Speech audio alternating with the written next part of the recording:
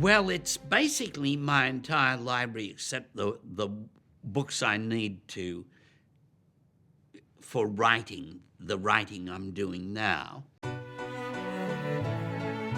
The Tom Keneally Centre was approximately 3,000 books, and there's also a range of memorabilia as well.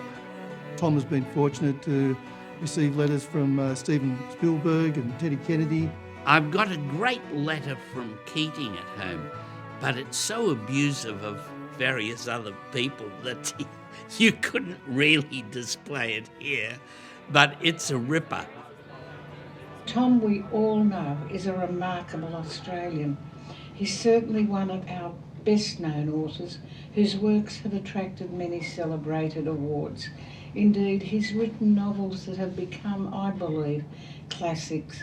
Schindler's Ark, The Chant of Jimmy Blacksmith, and a deep and abiding interest in history, as his numerous books reflecting our early history indicate.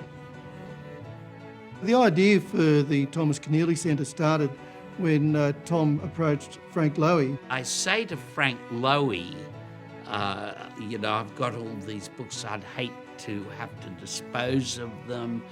And he undertook to finance the building of a special library, or to renovate a room within a library to hold these books. And then the question was, which library?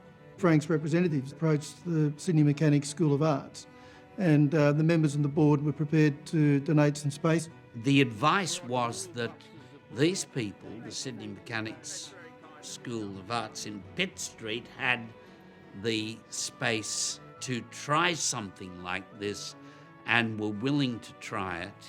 It's an 11-storey building. Our main claim is the library on level 2. And that library is 178 years old, and it's the oldest lending library in Australia. Some of the books are duplicated downstairs in their lending library, but I don't think too many. To explain the strange title, Sydney Mechanics, in the 1830s, they founded this place as the premier place where mechanics, that is, tradespeople, tradesmen and artisans could come and read. They could read philosophy, political biography and political theory and so on. They could read the classics. It came about in a most inspiring way. A number of skilled artisans were recruited from Great Britain to work on the fine sandstone buildings being created in this new and progressive colony. On their long voyage here, they studied assiduously, full of eager anticipation for their new challenges.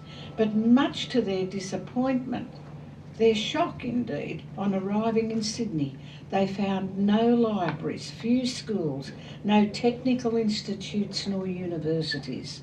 They were dismayed and disillusioned, and word spread amongst the worthy businessmen of the town, one of whom was John Fairfax, later to become publisher of the Sydney Morning Herald. There are schools of art not only through Sydney, but through the Australian countryside.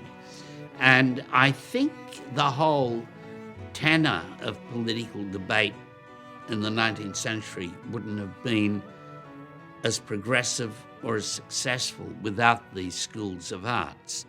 Tom's very well known for some of his views. He's been head of the Republican movement. He's written many books regarding the working man, and in many ways that aligns with how we originated as providing educational opportunities for the working man. Some of these books have stories and friendships attached. Some are books that I've just read for pleasure. Others are research-based books. I would have scribbled more neatly in some of these books had I known they were going to end up in this beautiful little room. As well as being a hodgepodge of what I've read or what my wife has collected in some cases, and of sort of the intermittent interests in this and that writer that we all have. As well as that, if people look round these walls, they will see material I've used as the basis for various books. Many of the books here are gifts from well-known authors, and they've been personally signed by those authors. And of course, we have a collection of Tom's own books as well.